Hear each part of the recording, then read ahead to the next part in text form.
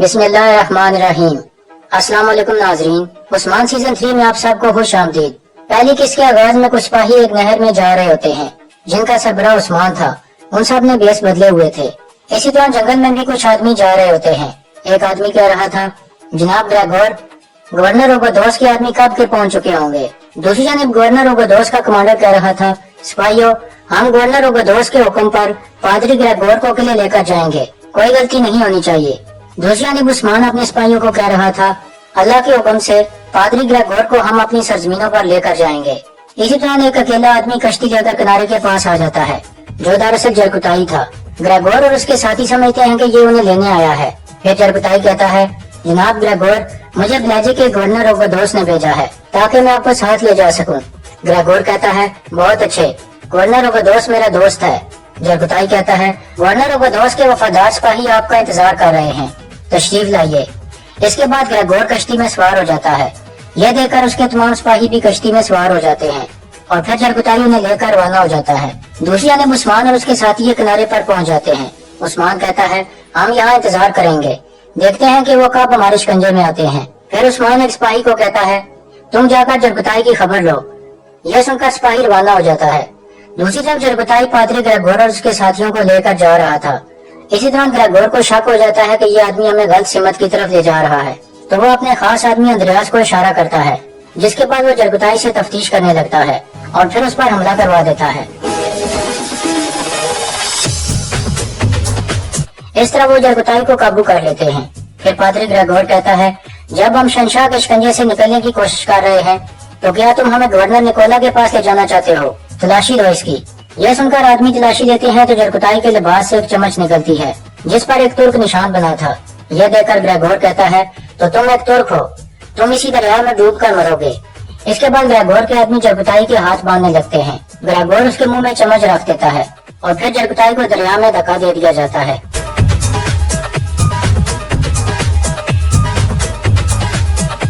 दूसरी तरफ सिपाही वापस आकर उस्मान को बताता है कि वो इस तरफ नहीं आ रहे और जरकुताई पर हमला हो गया है। यह सुनकर उस्मान और आईगुल काफी परेशान हो जाते हैं और उस्मान कहता है, चलो चलें। इसके बाद वो घोड़ों पर सवार होकर रवाना हो जाते हैं।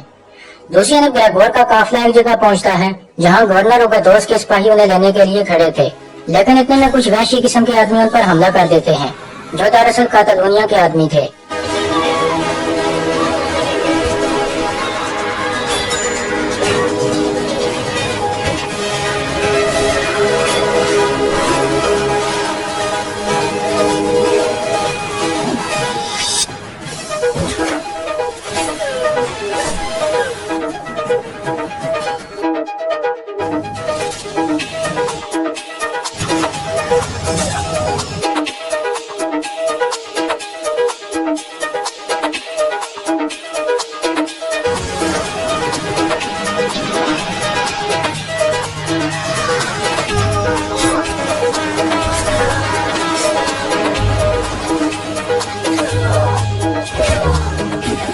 इस तरह उस्मान ग्रेगोर वाली कश्ती पर पहुंच जाता है और उस्मान के साथी भी नहर में कूद चुके थे। इतने में एक बेवकूफ आदमी उस्मान पर हमला कर देता है।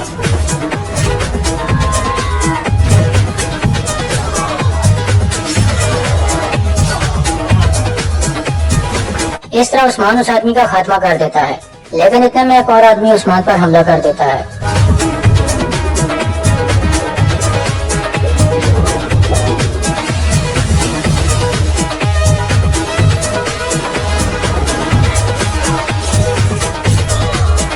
इस तरह उस्मान वापस कश्ती पर पहुंच जाता है और ग्रेगोर और उसके साथी अंद्रयास को बचा लेता है। जरकुताई भी दरिया से बाहिफाजत बाहर निकल चुका था। इसी तरह गवर्नर ओबादोस का कमांडर घोड़े पर सवार होकर वहां से भाग जाता है, जबकि कश्ती पर उस्मान कह रहा था, पादरी ग्रेगोर, अब आप काई सरदार अर्तुल गाजी के बेटे उस्मान के साथ जाएंगे। ग्रेगोर कहता है, मैंने तुम्हारा नाम सुना हुआ है, अगर तुम मुझे मारना चाहते हो तो मार दो, मुझे मौत का कोई डर नहीं है। उस्मान कहता है, आप तसल्ली रखें, आपकी जान और माल हमारी अमानत है। सिपाहियों, हम कबीले जा रहे हैं। इसके बाद ब्लेजी किले का मंजर सामने आता है। अंदर कुछ लड़कियां गवर्नर ओबादोस के नए लिबास के लिए माप ले रही थी। दर्जी कह रहा था, आप बिल्कुल फिक्र न करें हुजूर, जैसे आप कहेंगे आपका लिबास बहुत जल्द सिलकर तैयार हो जाएगा। इतने में गवर्नर का कमांडर अंदर दाखिल होता है जो पादरी ग्रेगोर को लेने गया था। उसे देखकर गवर्नर साहब को बाहर भेज देता है और फिर कहता है, थियोडर, ये तुमने क्या हाल बनाया हुआ है अपना, और पादरी ग्रेगोर कहाँ है? कमांडर कहता है, मैं नहीं जानता हुजूर, कातालूनिया वालों ने हम पर हमला कर दिया था। हम वहाँ इंतजार कर रहे थे, पादरी साहब हमारे सामने थे, लेकिन हम पर हमला हो गया। गवर्नर कहता है, तुम मेरे सबसे बेहतरीन आदमी और दोस्त ग्रेगोर की हिफाजत नहीं कर सके। कमांडर थियोडर कहता है, वो महफूज हैं, उनको कातालूनिया वाले नहीं बल्कि कोई और साथ लेकर गए हैं। फिर थियोडर के जहन में ख्याल आता है, जब उसने पीछे से देखा था कि उस्मान और उसके सिपाही ग्रेगोर को लेकर जा रहे थे, लेकिन वो चेहरे नहीं देख सका था। फिर थियोडर कहता है, मेरे ख्याल में वो बितीनिया वाले थे। यह सुनकर गवर्नर हंसने लगता है और कहता है, जब तुम कातालूनिया वालों के साथ निमट रहे थे तो पादरी ग्रेगोर को बितीनिया वाले ले गए, लेकिन क्या वो उन्हें शहंशाह के पास ले जा रहे हैं? इस बात का पता निकोला की दावत पर जाने के बाद पता चलेगा। इसके बाद हरमल काया किले का मंजर सामने आता है। किले का गवर्नर मरकजी हाल में दाखिल होते हुए पूछता है, क्या हुआ, ये इतनी सफाइयाँ क्यों हो रही हैं?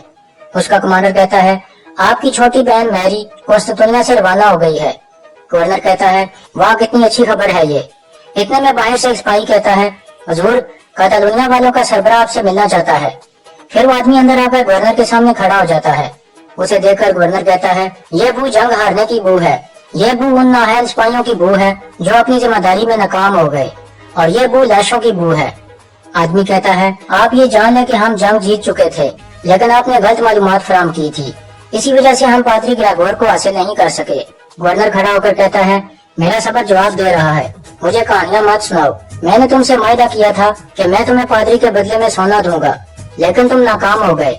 आदमी कहता है, कातालूनिया से यहाँ मैं हारने नहीं आया, मैं पादरी को तलाश करूंगा और तुम्हारे पास लाऊंगा, हर चीज वायदे के मुताबिक होगी। गवर्नर कहता है, मैं अपने वादे पर कायम रहने वाला आदमी हूँ, पादरी को लाओ और सोना ले जाओ।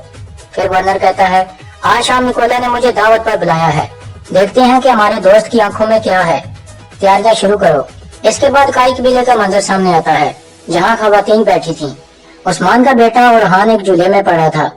सलजान खातून मलहन खातून को बहुत सी दुआएं और नेक ख्वाहिशात दे रही थी। इतने में मलहन की साथी लड़की बाला को एक शरबत पेश करती है। बाला पीने लगती है तो गोंजा उसे रोक लेती है और कहती है, चलो अकेले में बातचीत करते हैं। इसके बाद वो दोनों उठकर वहाँ से चली जाती हैं, तो मलहन की साथी लड़की गोपचे भी उनके पीछे चल पड़ती है। एक तरफ जाकर गोंजा कहती है, ये तुम क्या कर रही थी, इस हाल में तुम्हें ये शरबत नुकसान पहुँचा सकता है। बाला कहती है, मैं नहीं चाहती थी गोंजा कि ये नुकसान पहुँचाएगा। गोंजा कहती है, अब तुम्हें बहुत एहतियात करनी होगी, तुम्हारे पेट में बच्चा पल रहा है। यह सब कुछ मलहन की साथी लड़की भी छुप कर देख रही थी। इसके बाद सोबत का मंजर सामने आता है। उस्मान शेख अदाबादी के पास बैठा था। वो दोनों आलम इस्लाम की सलामती के लिए बातचीत कर रहे थे। दूसरी तरफ जरगताई और दूसरे सिपाही वापस कबीले पहुंच चुके थे। जरगताई आईगुल को बता रहा था कि वो दरिया में कैसे बचने में कामयाब हुआ। इसके बाद कुमराल अब्दाल कहते हैं, आशिक कभी नहीं मरते। फिर वो एक शोरबा बनाकर जरगताई को देते हैं और कहते हैं, यह शोरबा बहुत शिफा वाला है, यह हमेशा तुम्हें पीना पड़ेगा। जरगताई उनका शुक्रिया अदा करता है। दूसरी तरफ गोपचे मलहन खातून को कहती है, एक अहम खबर है। मलहन कहती है, बताओ गोपचे, क्या अहम खबर है? गोपचे कहती है, बाला खातून और गोंजा खातून आपस में बात कर रही थी, लेकिन मैंने सुन लिया, बाला खातून माँ बनने वाली है। मलहन हैरान होकर कहती है, क्या वो करती है? गोपचे के जाने के बाद वो काफी परेशान हो जाती है और फिर नीचे बैठ जाती है। फिर वो आहिस्ता से कहती है, या अल्लाह, ये कितना भारी इम्तिहान है। यह कहकर वो रोने लगती है और दिल में कहती है, मैं उमर कबीले की खातून थी, मैंने एक बहादुर आदमी की दूसरी बीवी बनना पसंद किया, सिर्फ इसलिए कि उसकी पहली बीवी मां नहीं बन पा रही थी।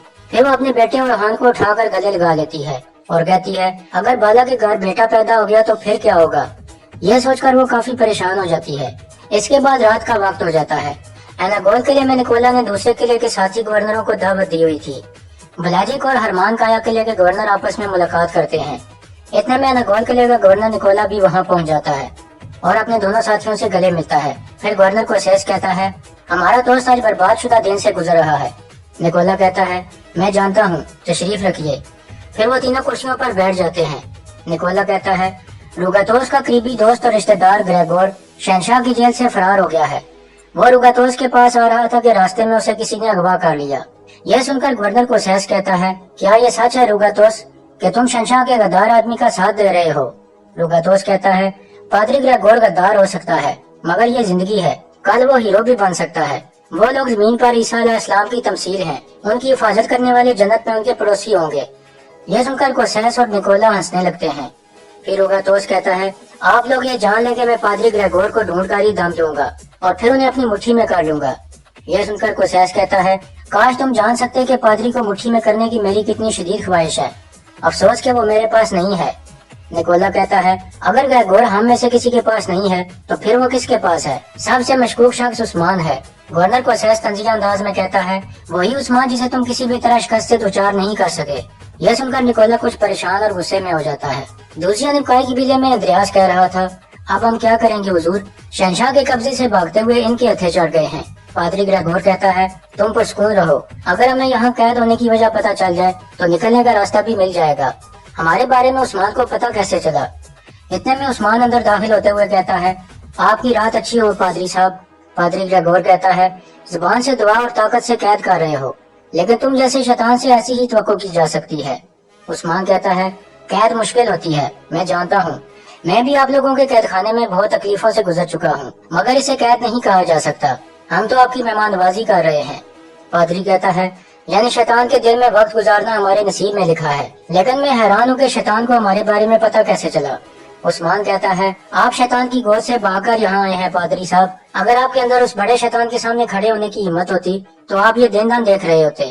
میں سب جانتا ہوں کہ شہنشاہ نے آپ کو کیا احکامات دیے تھے اور پھر قید خانے میں آپ کو کن تکالیف کا سامنا کرنا پڑا اور وہاں سے بھاگنے کے لیے آپ نے کیسی چال چلی، یہ بھی جانتا ہوں میں۔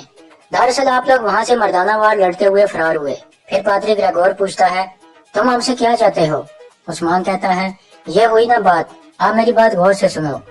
دوسرے نے بیناگول قلعے میں گورنر کوسیس کہہ رہا تھا، عثمان کے پادری کو اغوا کرنے کا خیال مجھے حقیقی نہیں لگتا۔ تم عثمان کو قریب سے جانتے ہو نکولا، ہمیں بتاؤ کہ وہ کس قسم کا آدمی ہے۔ نکولا کہتا ہے، اگر عثمان کی نظر کسی بڑے شکار پر پڑ جائے تو اس کا شکار کرنے کے لیے وہ پادری کا لباس پہن لے گا اور اسے دبوچ لے گا۔ عثمان ہر طرح سے پھل پھول رہا ہے، وہ طاقتور اور بڑا ہو رہا ہے اور بہت جلد وہ ہمیں نگلنے والا سانپ بن جائے گا۔ اگر ہم متحد نہ ہوئے تو بہت جلد ہم سب کا خاتمہ ہو جائے گا۔ گورنر کوسیس کہتا ہے، تو پھر ہم اپنے اتحاد کو مضبوط کر لیتے ہیں۔ نکولا کہتا ہے، لیکن عثمان کو ہمارے اتحاد کے بارے میں پتہ نہیں چلنا چاہیے، اسے یہی لگنا چاہیے کہ ہمارے درمیان اختلافات ہیں، ورنہ وہ بھی عثمان ہے، وہ ہمیں دوسرے شیطانوں کے ذریعے آپس میں ہی لڑوا دے گا۔ پھر گورنر اوگاتوس کہتا ہے، اب میری سوچ بدل گئی ہے نکولا، میرے خیال میں پادری گریگور عثمان کے پاس ہے، کل میں اس سے ملنے جاؤں گا۔ نکولا کہتا ہے، عثمان تو یہی کہے گا کہ گریگور میرے پاس نہیں ہے۔ اوگاتوس کہتا ہے، میں اس کی آنکھوں میں دیکھ کر پتہ لگا لوں گا۔ دوسری جانب پادری گریگور پوچھ رہا تھا، تم مجھ سے کیا چاہتے ہو عثمان؟ عثمان کہتا ہے، اپنے اوپر اعتماد۔ پادری کہتا ہے، اعتماد، اور وہ بھی تم جیسے شیطان پر؟ عثمان کہتا ہے، میں جانتا ہوں کہ ایک رات میں اعتماد نہیں جیتا جا سکتا، لیکن مجھے امید ہے کہ بہت جلد آپ کی آنکھیں حقیقت سے روشناس ہونے لگیں گی۔ یہ کہہ کر عثمان باہر نکل جاتا ہے۔ اس کے بعد عثمان اپنے خیمے میں جا کر اپنے بیٹے اورحان کو اٹھا لیتا ہے اور اسے پیار کرنے لگتا ہے۔ اتنے میں ملحہ خاتون بھی وہاں آ جاتی ہے اور کہتی ہے، کیا کچھ برا ہوا ہے حضور؟ اورحان سے بڑا پیار جتا رہے ہیں۔ عثمان کہتا ہے، لاکھ لاکھ شکر ہے، تمہارے آنے سے سلطنت بنی، سلامت رہو۔ ملحہ کہتی ہے، انشاءاللہ ہمارے بہت سے مزید بچے بھی ہوں گے۔ پھر عثمان کہتا ہے، چلو لوگوں کو مزید انتظار نہیں کروانا چاہیے۔ اس کے بعد وہ دونوں دوسرے خیمے میں آ جاتے ہیں جہاں قبیلے کے اہم لوگ جمع تھے۔ وہ سب کھڑے ہو کر عثمان کا استقبال کرتے ہیں۔ پھر عثمان ان سب کو بیٹھنے کو کہتا ہے اور پھر کہتا ہے، کھانا شروع کریں۔ یہ سن کر سب کھانا کھانے لگتے ہیں۔ کھانا کھانے کے بعد عثمان کہتا ہے، آج ہم یہاں میرے بیٹے کے 40 دن کے ہو جانے کی خوشی میں جمع ہوئے ہیں۔ میرا بیٹا اورحان اور ہمارے بہت سے بیٹے بیٹیاں ہم سے ایک چیز کے منتظر ہیں، اور وہ ہے انہیں اپنی اور اسلام کی روایات سکھانا۔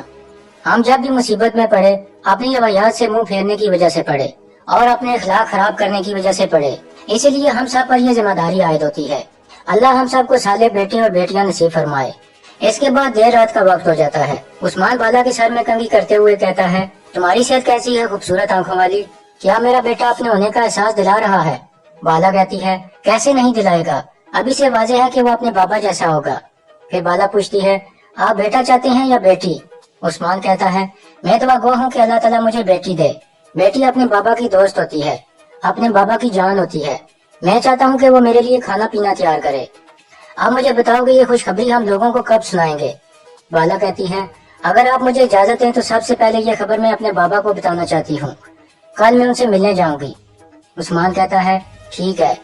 इसी दौरान मलहन खातून को एक ख्वाब आने लगता है, जिसमें वो देखती है कि उसका बेटा उरहान बड़ा हो चुका है और वो उसे पुकारती हुई पीछे जा रही होती है। इतने में सामने से बाला खातून का बेटा आ जाता है। वो दोनों एक दूसरे को देखकर मुस्कुराने लगते हैं, लेकिन फिर बाला का बेटा अपनी तीर कमान पकड़ लेता है और मलहन के बेटे का निशाना लेने लगता है।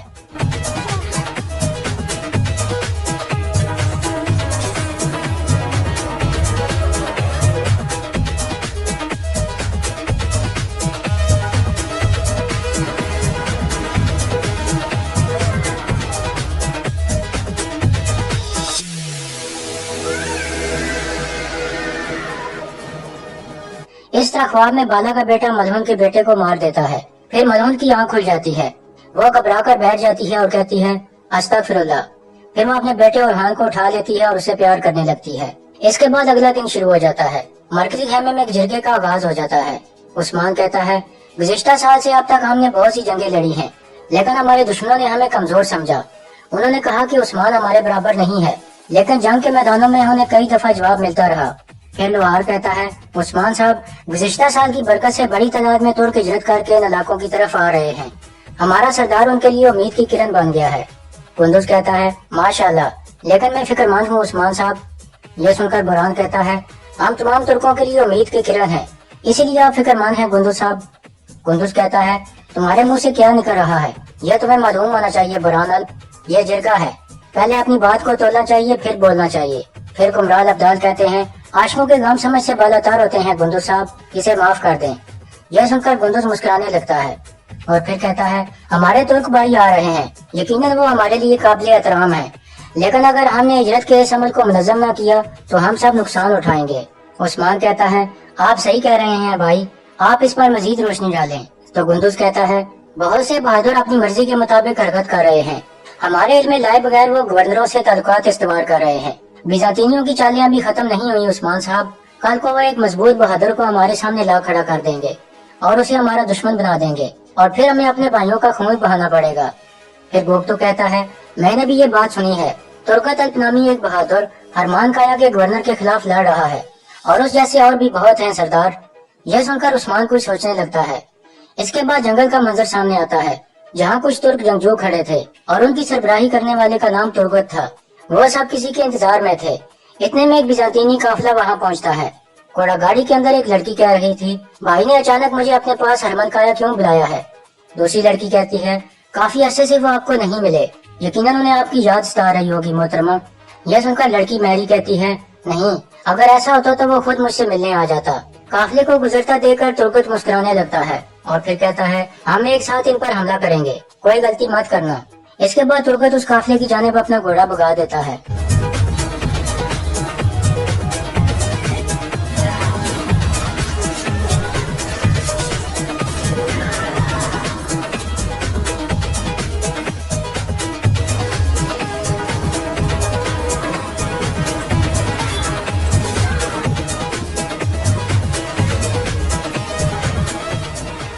इस तरह काफिले के तमाम हाफिज मारे जाते हैं और तुर्गत घोड़ा गाड़ी को रोक लेता है। फिर वो घोड़ा गाड़ी का दरवाजा खोलता है और अंदर दो लड़कियों को बैठे हुए देखता है। फिर वो गवर्नर को सैस की बहन मैरी को कहता है, हरमन काया के गवर्नर को सैस की आंखों का तारा, खुश आमदीद मैरी।